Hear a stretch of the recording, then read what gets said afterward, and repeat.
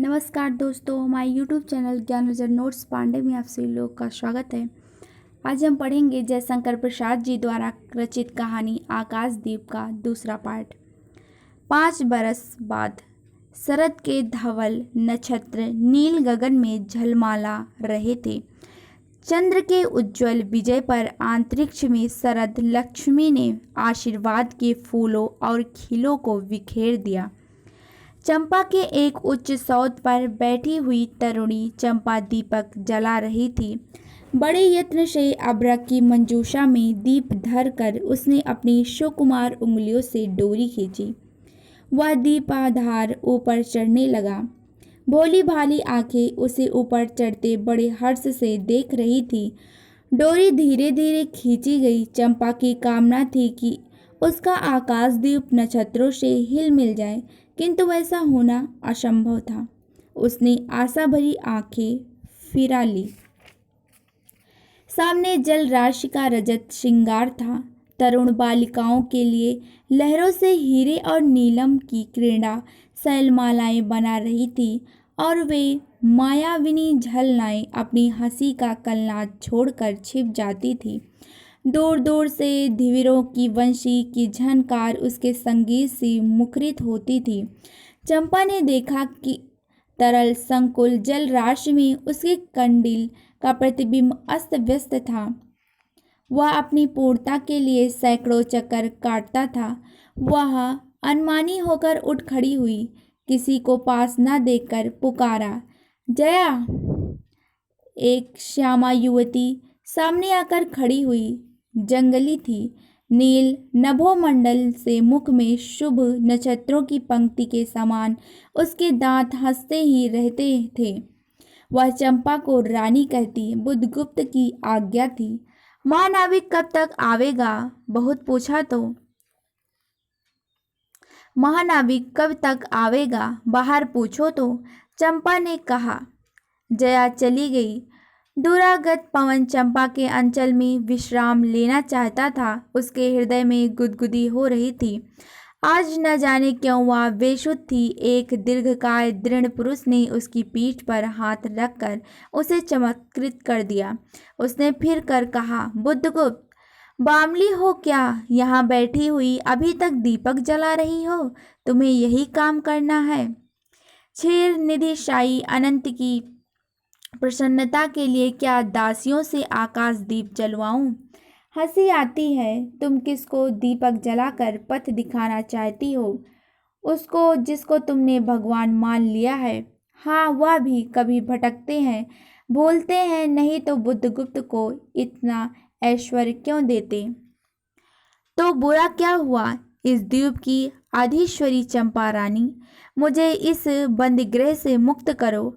आज तो बाली, जावा और सुमात्रा का वाणिज्य केवल तुम्हारे अधिकार में है महानाविक, परंतु मुझे उन दिनों की स्मृति सुहानी लगती है जब तुम्हारे पास एक ही नाव थी और चंपा के उपकूल में पण लाद कर हम लोग सुखी जीवन बिताते थे। इस जल में अगणित बार हम लोगों की तरी आलोकमय प्रभात में तारिकाओं की मधुर ज्योति में थिरकती थी। बुद्धगुप्त, उस विजन अनंत में जब माझी सो जाते थे, दीपक बुझ जाते थे, हम तुम परिश्रम से थक कर पालों में शरीर लपेटकर एक दूसरे का मुंह क्यों देखते थे? वह नक्षत्रों की मधुर छाया। तो चंपा, अब उससे भी अच्छे ढंग से हम लोग विचर सकते हैं। तुम मेरी प्राणदात्री हो। तुम मेरी प्राणदात्री हो, मेरी सर्वस्व हो।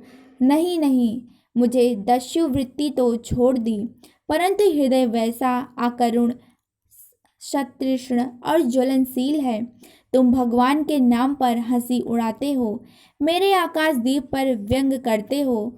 नाविक, उस प्रचंड आंधी में प्रकाश की एक एक किरण के लिए हम लोग कितने व्याकुल थे। मुझे स्मरण है, जब मैं छोटी थी, मेरे पिता नौकरी पर समुद्र में जाते थे। मेरी माता मिट्टी का दीपक बांस की पिटारी में जलाकर भागीरथी के तट पर बांस के साथ ऊंचे टांग देती थी। उस समय यह प्रार्थना करती, भगवान, मेरे पथ भ्रष्ट नाविक को अंधकार में ठीक पथ पर ले चलना। और जब मेरे पिता बरसों पर लौटते तो कहते, साध्वी, तेरी प्रार्थना ने भयानक संकटों में मेरी रक्षा की है। वह गदगद हो जाती। मेरी माँ, आह नाविक, यह उसी की पूर्ण स्मृति है। मेरे पिता, वीर पिता की मृत्यु के निष्ठुर करुण जलदस्यु, हट जाओ।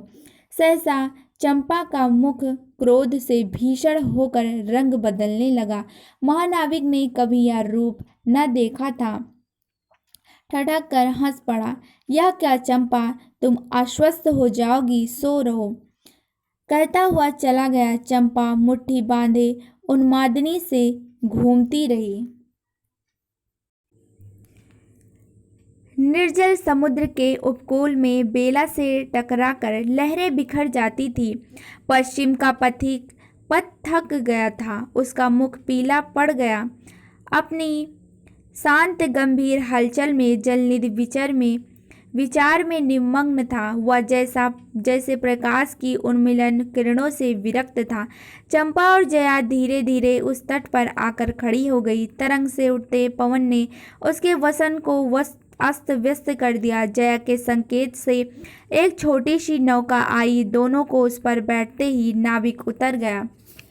जया नाव खेने लगी। चंपा मुग्ध सी समुद्र के उदास वातावरण में अपने को मिश्रित कर लेना चाहती थी। इतना जल, इतनी शीतलता, हृदय की प्यास न बुझी, पी सकूंगी नहीं तो जैसे बेला से चोट खाकर सिंधु चिल्ला उठता है, उसी के समान रोदन करूं, या जलते हुई स्वर्ण गोलक के सदृश अनंत जल में डूबकर बुझ जाऊं। चंपा के देखते देखते पीड़ा और ज्वलन से आरक्त बिंब धीरे धीरे सिंधु में चौथाई, आधा, फिर संपूर्ण विलीन हो गया। एक दीर्घ निश्वास लेकर चंपा ने मुंह फेर लिया। देखा तो महानाविक का बाजरा उसके पास है। बुद्धगुप्त ने झुककर हाथ बढ़ाया। चंपा उसके सहारे बाजरे पर चढ़ गई। दोनों पास पास बैठ गए। इतनी छोटी नाव पर इधर घूमना ठीक नहीं।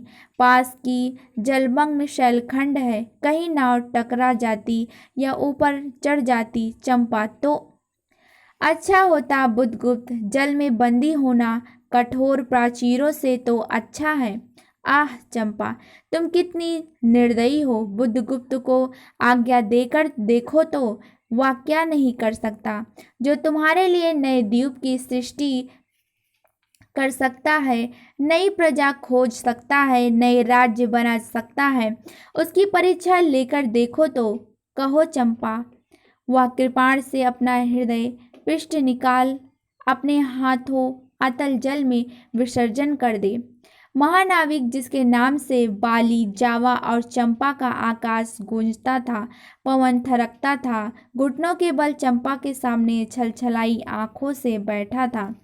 सामने शैलमाला की चोटी पर हरियाली विस्तृत जल देश में नील पिंगल संध्या, प्रकृति की एक सहृदय कल्पना, विश्राम की शीतल छाया स्वप्न लोक का सृजन करने लगी। उसी मोहिनी के रहस्यपूर्ण नील जाल का कुहुक स्फुटुक हो उठा, जैसे मदिरा से सारा आंतरिक सिक्त हो गया। सृष्टि नील कमलों से भर उठी। उस सौरभ से पागल चंपा ने बुद्धगुप्त के दोनों हाथ पकड़ लिए। वहाँ एक आलिंगन हुआ, जैसे क्षितिज में आकाश और सिंधु का। किंतु उस परिरंभ में सहसा चैतन्य होकर चंपा ने अपनी कंचुली से कृपाण निकाल लिया। बुद्धगुप्त, आज मैं अपना प्रतिशोध का कृपाण अतल जल में डुबो देती हूँ। हृदय ने छल किया, बार बार धोखा दिया। चमक कर वह कृपाण समुद्र का हृदय बेधता हुआ विलीन हो गया। तो आज मैं विश्वास करूँ, मैं क्षमा कर दिया गया? आश्चर्य कंपित कंठ से महानाविक ने पूछा। विश्वास? कदापि नहीं बुद्धगुप्त। जब मैं अपने हृदय पर विश्वास नहीं कर सकी, उसी ने धोखा दिया, तब मैं कैसे कहूँ? मैं तुमसे घृणा करती हूँ, फिर भी तुम्हारे लिए मर सकती हूँ। अंधेर है, जलदस्यु, तुम्हें प्यार करती हूँ। चंपा रो पड़ी। वह सपनों की रंगीन संध्या तम से अपनी आंखें बंद करने लगी थी। दीर्घ निश्वास लेकर महानाविक ने कहा, इस जीवन की पूर्णतम घड़ी की स्मृति में एक प्रकाश ग्रह बनाऊंगा चंपा। यही उस पहाड़ी पर संभव है कि मेरे जीवन की धुंधली संध्या उससे आलोकपूर्ण हो जाए।